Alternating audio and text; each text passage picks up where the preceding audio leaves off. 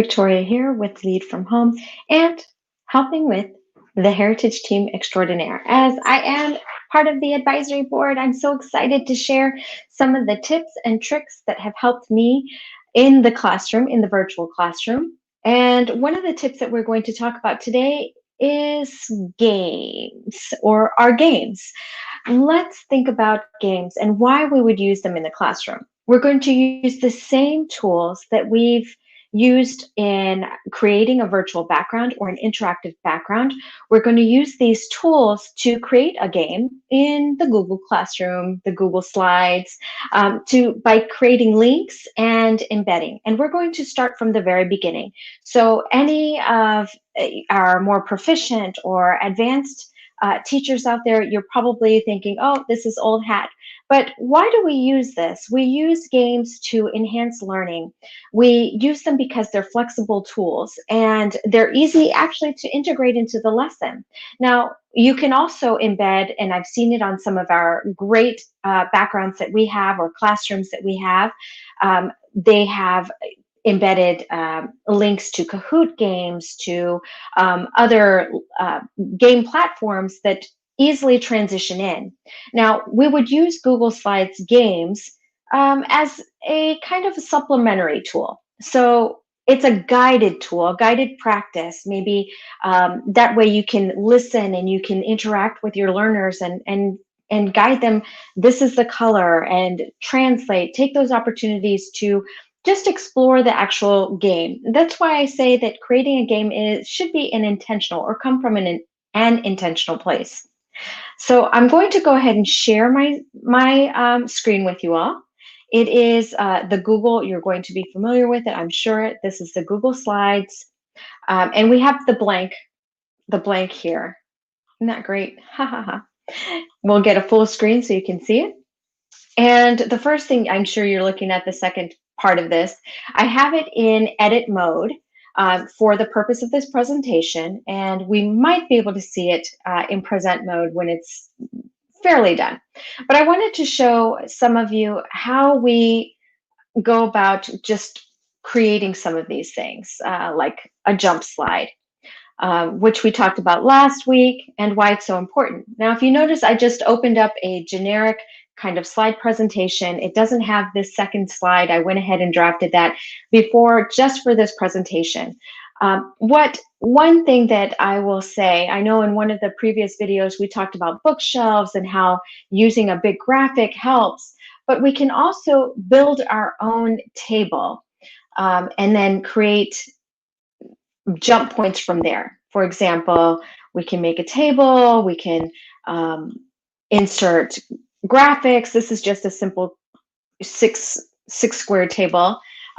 If you go to 8 or 10, you can time your breaks for those for these engagements. Again, you can change your background. You can use a different color. Bold, black is bold. Let's go ahead with something, a gradient. I love gradients. They're so sunny. And warm colors also. Let's go ahead and put some color for the entire table. Let's go ahead and select the entire table and bold that up. I want a little bit thicker line so I can see what I'm doing. And let's continue to color it. Select that. And we're going to color it all black. I like bold outlines and black frames because you can see more from them. All right, here we are. We're also going to, now here's the thing, you can change, this is all you, so make sure that it reflects who you are, maybe the style of your learners. If they're new learners, you can choose numbers or whatever it is that you're targeting.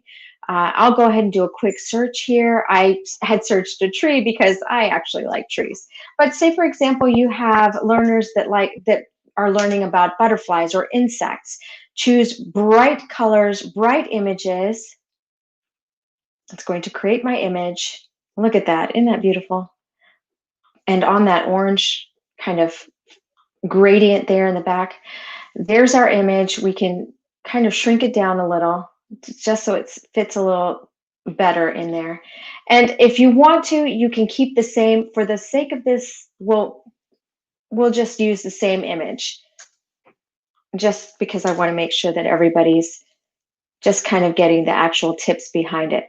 I'm using some hotkeys here. That was for a Mac. That's basically select copy, command C, and then command V, which gives me a duplicate image. And I just kind of fit it where I want it using those guide rulers and make sure that it all kind of fits here. Now, again, hopefully you're using images that fit your theme and not something random like I am, but that's okay because, this is just a demo and to see how quick and easily we can get that done. Now, I went ahead, there's 6 images, 6 pretty uniform images. And the next thing that we're going to do is insert our links or our jumps. I like to call them jumps because we're jumping to the next slide. We can add animation, but for this, we're just, like I said, going smooth transition to the next slide because that's the only one that we have connected. Each one of these, here, I'll select it. Each one of these butterflies will be linked to a separate slide in this presentation. The reason we do that is, dun, dun, dun, because we want to make sure that each slide has a different trigger, a different performance. For example, for this game that we're drafting, if you're a VIPKid teacher, you might have seen it or recognize it as teacher versus student. These are great games. I'll explain the rules in just a moment, but let's go ahead and add the link. We're going to add the link to the next slide. We're going to apply it. And then we'll go ahead and take a look at the next slide. Now, I already added an animation just so that it'll be easier, but what I did was search the web, went here and put GIFs, and this cute little animation popped up on the side. Isn't that great? So I went ahead and shared him, put him here, it's a Pokemon. So I went ahead and kept that there. I added a number, just put in a number. What this does is indicate that whoever selects, you can take turns. If it's the student or the classroom, for example, this is their reward. And you tell them, for this activity, you get this amount of points. And by the end of the class, whoever gets the most points wins. Now, I use these as educational, like I said, supplementary tools. And I create dialogue around each image. So I encourage the same thing. I'm pretty sure, pretty confident that each of you does the same.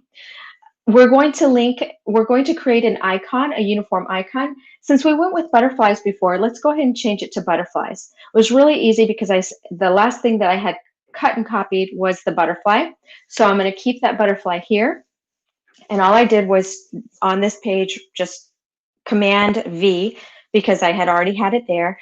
I can make it a little smaller. I like having separate graphics for a jump slide back because it becomes very easy to transition from spot to spot. So let's go ahead and link that. If you see here, I'm going to the shortcut insert link. It also has Command K for me, but for this, I'll just show you. And we're going to go back to the previous slide. You see right here at the bottom, previous slide is indicated on the bottom. And let's go ahead and go to present mode. Hopefully you guys are able to see this as well. All right, I have a feeling that we're going to have to stop sharing just for a moment. Can you see it now? Yes, you're still here. Okay, and this is our home. Remember, we only activated the first square. So if you can see my little mouse, that's where it goes, and the student gets 5. Now, adding additional animation, you can do that, and there's the jump slide back. I just hit the butterfly back. So that's just a quick little segment that we've got here that shows more or less how we can create based on the information that we use from our building our virtual classrooms. We can apply them to different games. Again, if you're interested in learning what that is for creating, sorry, I was receiving calls, but creating that jump slide and creating the game using these tools, Go ahead and drop those comments down. I'd love to hear from you. Hello, Casey. Thank you for joining us.